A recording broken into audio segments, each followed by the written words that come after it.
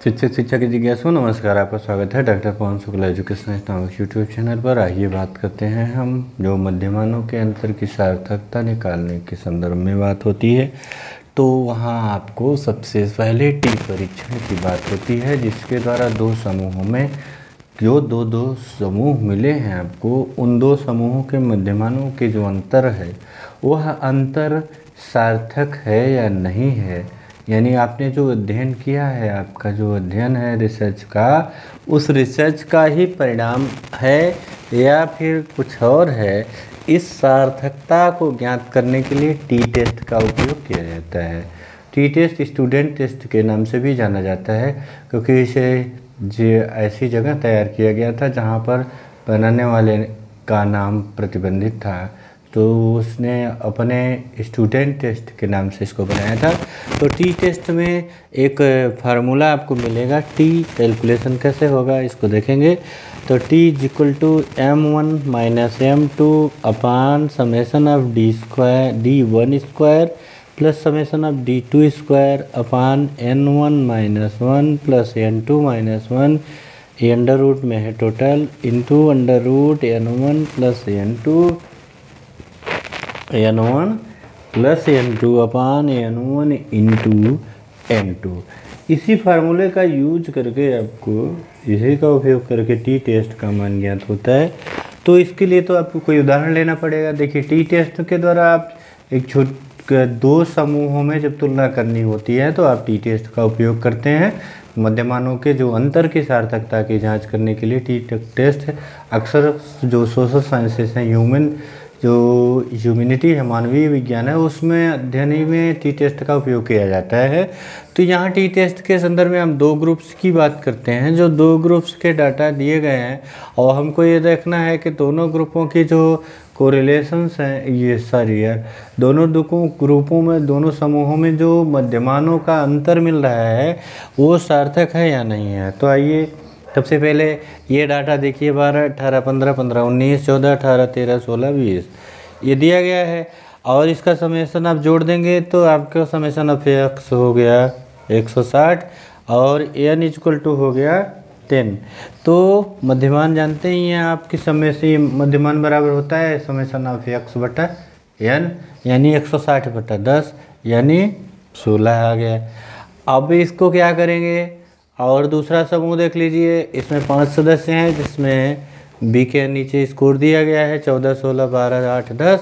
तो इसका जो टोटल जोड़ कीजिए जाए तो 10, 8, 18, 2, 20, 10, 30, 36, 10, 46, 4, 50, 10, 60 हो गया। तो n 5 है तो इसका m कितना आ जाएगा, इसका m जो इसका भी m आ गया आपके सामने, m equal to 60 upon 5 equal to 12। ठीक, इसका m 12 हो गया, इसका m 16 हो गया। अब आपको d इक्वल टू जानते हैं deviation equal to x minus m होता है, तो x माइनस m आपको निकालना है। तो 12 में से, इसमें सब में से आपको ऋण 16 घटाना है। ठीक, ऋण 16 तो कितना आया, ये आया ऋण 4, ये आया धन 2, ये आया ऋण 1, ये आया ऋण 1, ये आया धन 3, ये आया धन ये आया कितना, ये आया ऋण 2, ये आया धन 2, ये आया ऋण 3, ये आया 0 और ये आया धन 4। अब आपको देखिए इस फार्मूले में समेसन ऑफ d1 स्क्वायर चाहिए d2 स्क्वायर। तो सबसे पहले आप पहले आंकड़े से d1 स्क्वायर निकालेंगे। तो d1 स्क्वायर आप 16 हो गया, ये 4 हो गया, ये 1 हो गया, ये 1 हो गया, ये 9 हो गया, ये 2 2 4 हो गया, ये 2 2 4 हो गया, ये 3 गुणे 3 9 हो गया, ये 0 हो गया, ये 16 हो गया। अब यहाँ आपको समेसन ऑफ d1 स्क्वायर ज्ञात हो जाएगा। अब आप जोड़िए, समेसन ऑफ d1 स्क्वायर कितना मिला आपको, टोटल आ जाएगा ये 64 है। कितना आया, summation of d1 square equal to 64। इसको जोड़ लेंगे आपको तो यही मिलेगा, समेसन ऑफ d1 स्क्वायर 64। अब आप d2 स्क्वायर को लिए चलिए, क्योंकि आपको summation of d1 square d2 square d equal to X minus m ये जानते ही हैं। अब यहाँ आपको d2 स्क्वायर निकालना है, तो क्या करेंगे, d1 स्क्वायर d2 को मतलब m मान 12 है। ठीक, तो फिर 14 में से 12 घटाए 2, 16 में से 12 घटाए 4, ऋण 2 धन 4 0 और ये भी धन है 14 है ना। 8 में से 12 घटाए तो -4, 10 में से 12 घटाए तो -2। वर्ग कर देंगे 2 × 4 = 16, 0 16 4, 14 4 20, 20 40। कितना आ गया आप देखिए यहाँ समेशन ऑफ d2² आ गया आपका 40। कितना हो गया समेशन ऑफ d2² आपको हो गया 40। अब आपको निकालना क्या है, अब आपको सीधा टी टेस्ट निकालना है। अब टी टेस्ट के लिए आप क्या करेंगे, टी टेस्ट के लिए जो आपने कैलकुलेट किया है उसी फार्मूले को इसमें रख देंगे, उस सबको मान को यहाँ रखना है इस फार्मूले में। तो टी बराबर हो जाएगा m1 - m2, m1 16 m2 12 ना, यही है ना। तो हो गया 16 ऋण 12 अपान यानी बटे कितना करेंगे √ समेशन ऑफ d1² 64 धन समेशन ऑफ d2² कितना आया 40 बटा कितना आया n1 - 1, n1 कितना है 10 है, 10 ऋण 1 ठीक। फिर धन n2 - 1, n2 माने 5, 5 ऋण 1 ठीक। फिर गुणे √ आप करिए n1 + n2, n1 + n2। ये सबसे इजी तरीके से आपको जानना है। n1 + n2 यानी n1 का मान 10 है तो 10 धन n2 5 हो गया ठीक है, बटा n1 × n2 यानी 10 × 5। बहुत इजी है। अब टी टेस्ट निकालना बिल्कुल सरल है, ये सूत्र केवल आपको याद रखना है।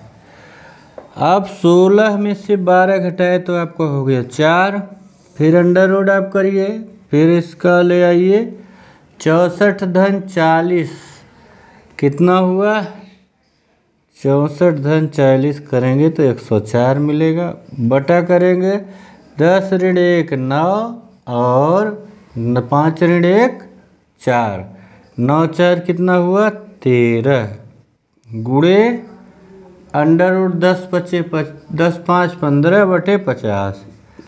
ये √ 15 बटे 50 आया। अब एकदम में चलते रहिए, 13 का भाग देंगे तो ये 8 हो जाएगा, 13 का भाड़ा 8 बार पढ़ेंगे तो कट जाएगा ये। तो यहाँ हो गया 4 बटा √ 8 √ 15 बटा 50। ये आपका आया टी टेस्ट का, अभी वैसे ही आया है। आप इसको और सरल करेंगे तो कितना हो जाएगा, यह 15 बटा 50 का मान आप करेंगे तो इसका मान आएगा 0.3। कैसे आएगा ये भी देख लीजिए थोड़ा सा। 4 बटा √ 8 गुणे यहाँ देखिए 5 × 15 5 दहम 50, 3 बटा 10 का मान हो गया 0.3। अब आप 0.3 का √ निकालेंगे 3 बटा 10, तो ये कितना आएगा √ निकालेंगे तो 8 गुणे √ सेम है तो ये 8 गुणे 3 हो गया आपका 2.4 हो गया।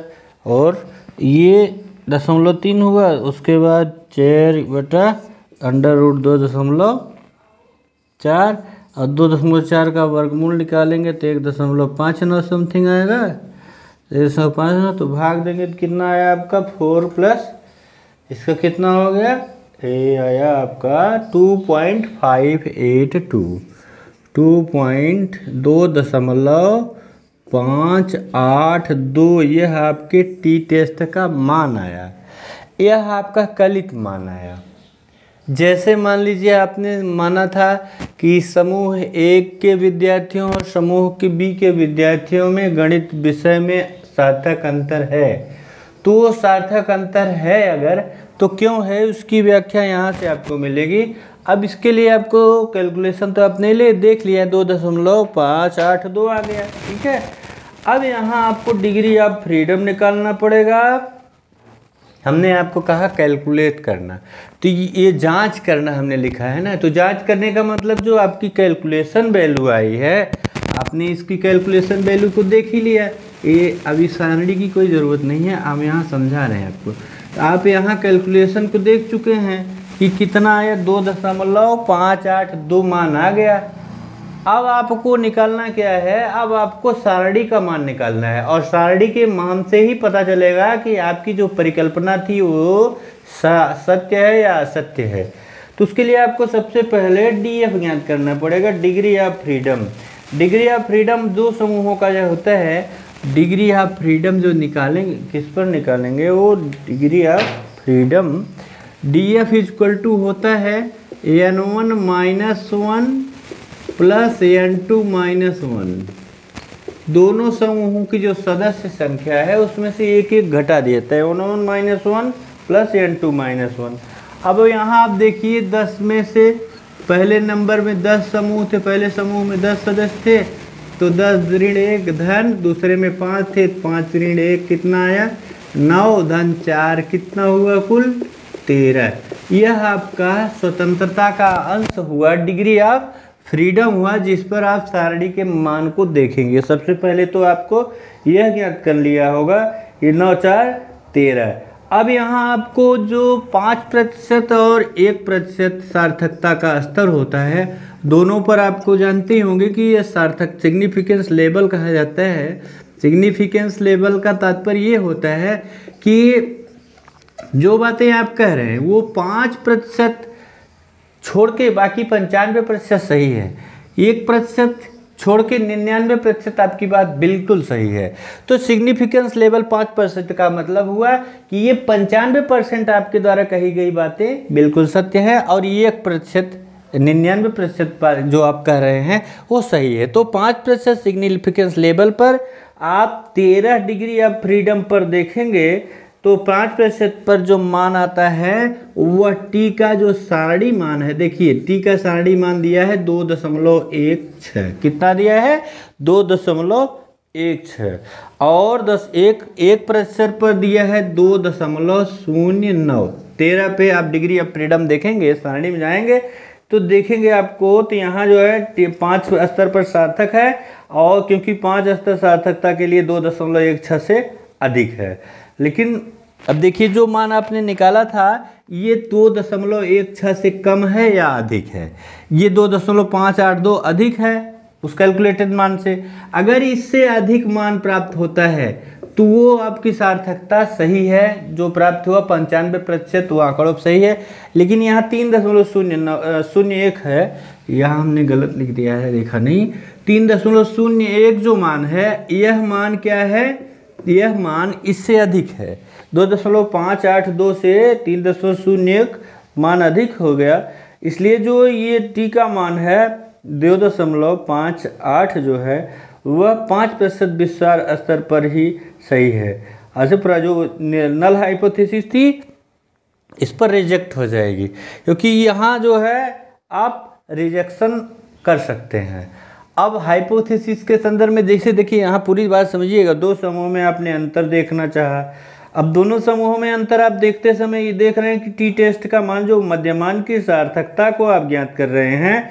अब यहाँ पहली चीज़ थी कि यदि किसी स्तर पर जो 5.5% या 5% और 1% स्तर पर आप देख रहे हैं मान, अगर उस पर मान जो है उससे अधिक आता है और दूसरे से कम आता है, तो मतलब समझ लीजिएगा कि जिसका मान जिस स्तर पर अधिक आ रहा है उस पर उसकी परिकल्पना निराकरणीय होगी तो रिजेक्ट हो जाएगी। यानी कहने का मतलब कि इसकी परिकल्पना जो हमने बनाई थी कि समूह ए और बी में गणित में इतने अंकों का अंतर है, तो 1% जो है उस पर जो है एक स्तर के विश्वास 0.0 स्तर के विश्वास स्तर पर वो उस बात को उतना खरा नहीं उतरती है, बल्कि 5% पर वो बात खरी उतरती है।